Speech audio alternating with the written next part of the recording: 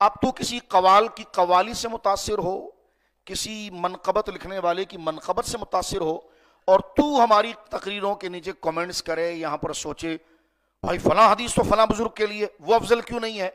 تو میں نے کہا قرآن نے افضلیت کا معیار بنایا تھا اتقا، فرمایا جو ہمارے جتنے قریب ہوگا وہ اوروں سے بڑا ہوگا، اور اس سب سے زیادہ قریب ہونے کو جو لفظ قرآن کہہ رہا ہے اکرم اور اتقا، اور وہ قرآن نے یہاں پر دوسری آیت میں گویا کہ جمع کر دیا، دونوں آیتیں سامنے رکھے، اللہ کے قریب وہی ہے جو سب سے زیادہ اتقا ہے، اور یہاں کہا ابو بکر سب سے زیادہ اتقا ہے، تو نتیجہ نکلا ابو بکر سب سے افضل ہے۔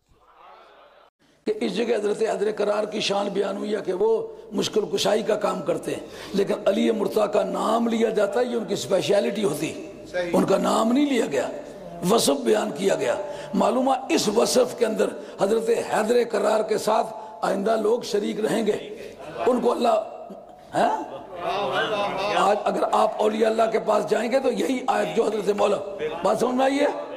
اب میں اسی طرح آپ سے پوچھتا ہوں سَيُجَنَّبُهَا الْأَتْقَى الَّذِي يُؤْتِي مَالَهُ يَتَزَكَّى وَمَا لِأَحَدٍ عِندَهُ مِن نِعْمَةٍ تُجْزَىٰ، اس کا سبب نزول تو جناب صدیق اکبر ہیں، خصوصیت کی دلیل کیا جی؟ کیوں اس کو جزئی حقیقی مشخص بناتا پھرتا ہے؟ یہ تو کلی ہے، تو کلی کے حکم سے جزئی کی تخصیص نکالنا یہ عقل والے کا کام ہے؟ جا کسی اسپتال میں، پاگلوں کے اسپتال میں جا کے علاج کروا۔ جزئی حقیقی مشخص اسے کہتے ہیں جو اشتراک کو قبول نہ کرے، سمجھ آئیے؟ جیسا میرا نام سید عبدالقادر جیلانی میرے گھر والوں نے رکھا، کوئی اور اپنے گھر میں رکھے تو رکھے، میرے گھر والوں نے پھر سید عبدالقادر جیلانی کے نام سے کسی دوسرے کا نام نہیں رکھا۔ کیوں؟ جزئی حقیقی مشخص اشتراک کو، پارٹنرشپ کو قبول نہیں کرتی ہے جی۔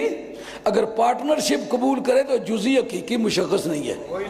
تو قاعدہ بیان کیا ہے فَإِنَّ تَرَتُّبَ الْحُكْمِ عَلَى الْوَصْفِ يُشْعِرُ بِعِلِّيَّتِهِ لَهُ، حکم وصف پر مرتب ہو تو اس کی پھر خصوصیت نہیں رہتی، بلکہ جس وقت بھی وہ وصف پیدا ہو جائے حکم لوٹ لوٹ کے آگے سمجھ آئیے؟ جس طرح سمجھ آئیے؟ اس طرح حضرت صدیق اکبر کا نام تو نہیں لیا گیا نا، رضی اللہ تعالیٰ عنہ، وصف بیان کیا گیا ہے، آگے بتایا گیا ہے وَسَيُجَنَّبُهَا الْأَتْقَى الَّذِي، اتقا موصوف ہو کر اللہ بمثلہ خیش، اس کی صفت واقعہ ہوگا، تو صفت واقعہ ہو کر کے آگے بیان کرتا ہے یوتی مالہ یتزکا، وہ اس لیے خرچ کرتا ہے مال تاکہ وہ پاک ہو جائے، تو پھر یہ صفت ہوگی نا، صدیق اکبر کا نام تو نہیں لے گیا، وصف پر حکم رتب ہوا نا۔ ایسے اتقا کو بچائے گا جو راہ مولا میں مال خرچ کرتا ہے تاکہ وہ پاک ہو جائے، تو اس کا معنی یہ ہوگا ہر وہ آدمی جو متقی ہوگا راہ مولا میں اگر اس نیت سے مال خرچ کرے گا تو اس آیت کے ضمن میں وہ بھی آئے گا۔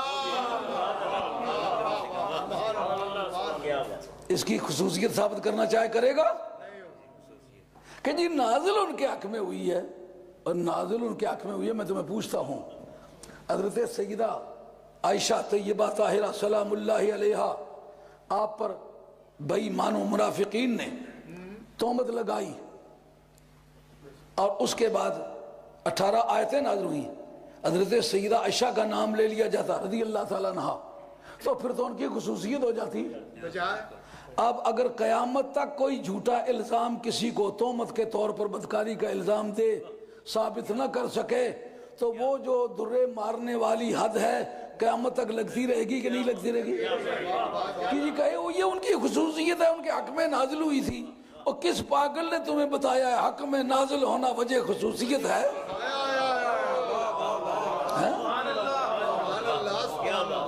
بچوں کے کبرا کیا ہے؟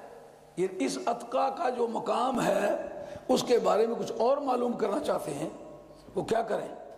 کہا ان اکرمکم عند اللہ اتقاکم، تم سب میں زیادہ بزرگ وہ ہے جو اتقا ہے۔ کہا اتقا تو صدیق اکبر ہیں، اس لیے تم سب میں زیادہ فضیلت والے وہ ہوں گے۔ ان کی فضیلت کی کروڑہا دلیلیں ہیں، ان سے وہ ثابت ہوگی ان کی افضلیت۔ ان آیتوں کے ذریعے سے فضیلت ثابت کرنا مرد نادہ کا کام ہے، بڑی ذمہ داری سے کہتا ہوں۔ کیوں؟ جس طرح وہ کہتے ہو اتقا صرف حضرت صدیق اکبر پہل انہوں نے کر لی ہے، دیکھیں گے ان اکرمکم بھی آیت ہے، اس کا شان نزول کیا ہے؟ یہ بھی دیکھنا پڑے گا۔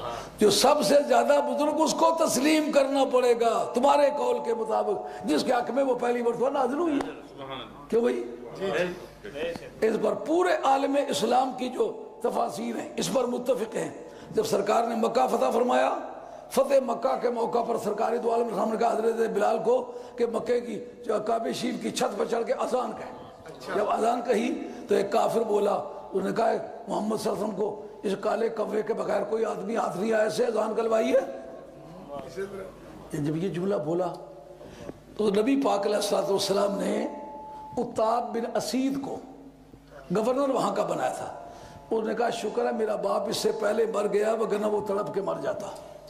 یہ غیر مسلم تھا۔ جناب یہ سارے بولے۔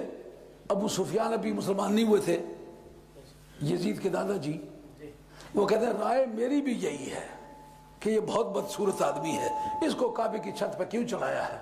اس وقت جبریل امی آئے، انہوں نے کہا ان اکرمکم عند اللہ اتقاکم، یہ جس کو کہتے ہو نا یہ گھٹیا ہے، یہ بڑا بزرگ شخص ہے، یہ تو سب سے زیادہ متقی ہے۔ اگر الاتقا ادھر حضرت صدیق اکبر بازی لے گئے تمہارے قول کے مطابق، تو یہاں اکرموں میں بلال بازی لے گئے ہیں۔ لیکن حقیقت نہ یہ حضرت بلال حبشی کی خصوصیت ہے، نہ وہ صدیق اکبر کی خصوصیت۔ بات سمجھ میں آئی ہے؟ فن تفسیر کی روح سے کسی سبب نزول کو جب تک کوئی اور قرینہ موجود نہ ہو اس وقت تک خصوصیت نہیں دی جا سکتی۔ کسی جگہ میں نے ان دنوں بات کی تو کہتے ہیں کہ انما یرید اللہ لیذھب عنکم الرجس، اس میں آپ ان 5 شخصیوں کی تخصیص کرتے ہیں تو شان نزول ہی تو سبب ہے۔ میں نے کہا شان نزول کی وجہ سے نہیں کہ پھر تمہیں غلط فہمی ہے، سیکھو۔ سرکار نے جو چادر ڈالی ہے نا اور کسی کو گھسنے نہیں دیا، یہ وجہ تخصیص ہے۔